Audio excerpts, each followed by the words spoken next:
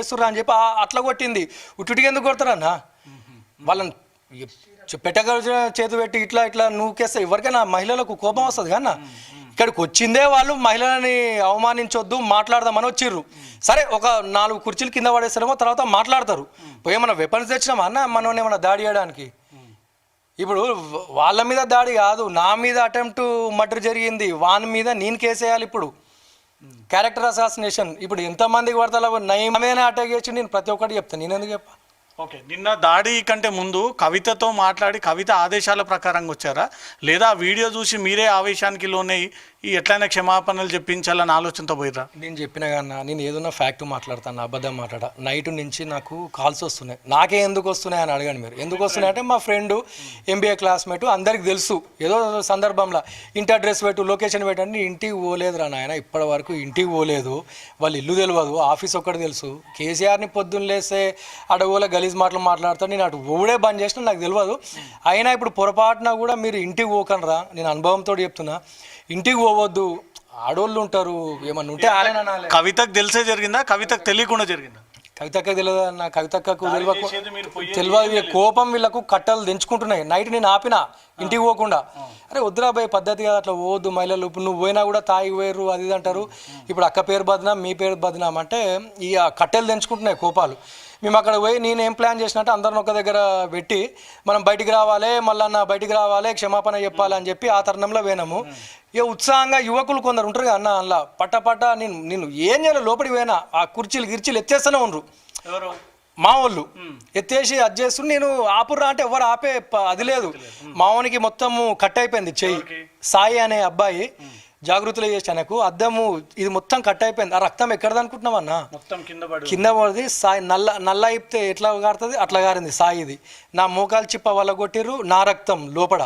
మీరు ఫోరెన్సిక్ ఏదన్నా ఉంటే తీసుకురమ్మని, నాది సాయి తప్పితే వాళ్ళది ఒక చుక్క రక్తం దొరకదు. మొత్తం మా ఇద్దరిదే. దాని మీద చెమటలు, నీళ్లు, వాటర్ కలిపి ఇంకా రంగురంగుగా చూపించి అటాక్ చేసి ఎవరన్నా ఘనం దాడి చేయడానికి వస్తారా అన్న? ఎవరన్నా చంపడానికి వస్తారా అన్న? మాట్లాడడానికి వస్తారు. కానీ అక్కన ఒక మహిళను అట్లా అన్నారు, కట్టెలు దించుకొని వద్దామని. నన్ను లోపల 1 నిమిషం కూర్చోబెట్టి ఏంద్రాబాయి లొల్లి ఆపు, నీతోటి మాట్లాడతా అంటే అయిపోతుండే. విషయం మీద నేను తీన్మార్ మల్లన్న, కంచం మంచం అనేది తెలంగాణలో ఒక వాడుక భాష.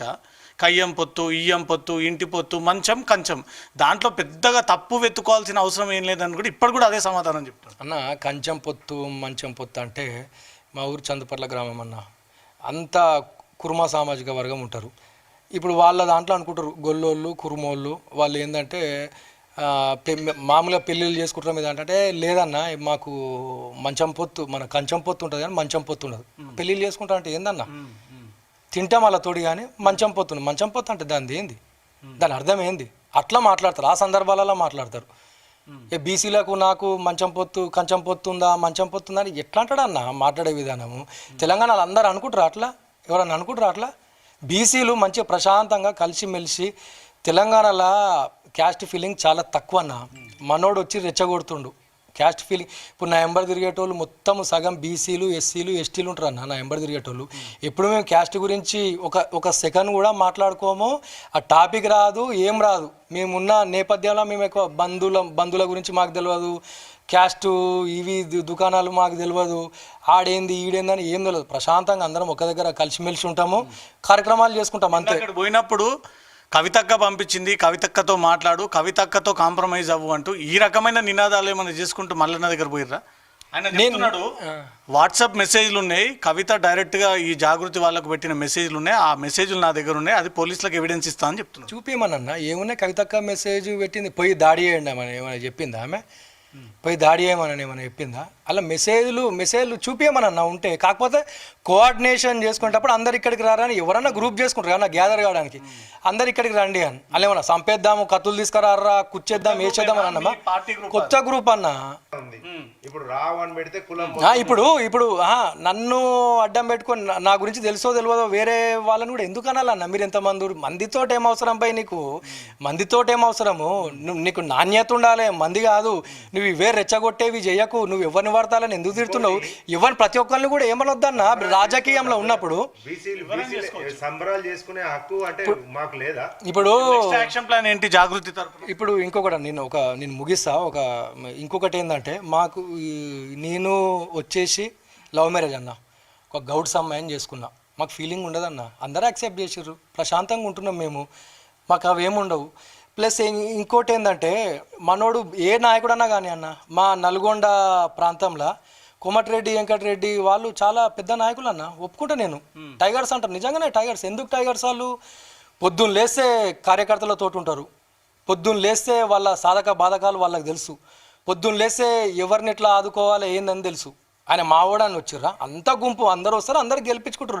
నీకు దమ్ముంటే నువ్వు అట్లా అయ్యారా భయ్? ఇప్పుడు ఆయన అంత పెద్ద మనిషిని, ఒక మినిస్టర్ ఉండేటోని నీకు ఇట్లా అని రాదు, నువ్వు ఇట్లా అంటావు అంటే ఏంది అది పద్ధత? మాట్లాడే పద్ధతి ఉంటుంది, ఎజెండా ఉంటుంది. ఇప్పుడు ఎంతమంది మాట్లాడరా అన్న? నేను కొందరు నా అభిమానిస్తా, నేను ఫ్యాన్స్ ఎవరికి తెలుసా? డిఎస్పీ పార్టీ ఉందా, ధర్మ సమాజ్ పార్టీ, విశారద ఉందా, ఆయనకు తెలుసు. ఆయన ఫ్యాన్ నేను ప్రతిరోజు ఒక 20 రీల్స్ చూస్తానే. సరే అగ్రవర్ణాన్ని ఎప్పుడు తిట్టాలో అప్పుడు తిడతాడు, కానీ వాళ్ళ జాతి కోసము ఒక దశాబ్ద కాలం నుంచి రాజ్యాంగం చేత పట్టుకొని జాగృత పరుస్తున్న వాళ్ళని రెచ్చగొట్టలేదు. ఆయన రెచ్చగొడితే అరాచకం అవుతుంది. ఇప్పటి వరకు రెచ్చగొట్టలేదు. మీరు మేల్కొనండి రా, ఇప్పటి వరకు వాళ్ళు పాలించిర్రు, మనం పాలించాలని, అదన్న పద్ధతి.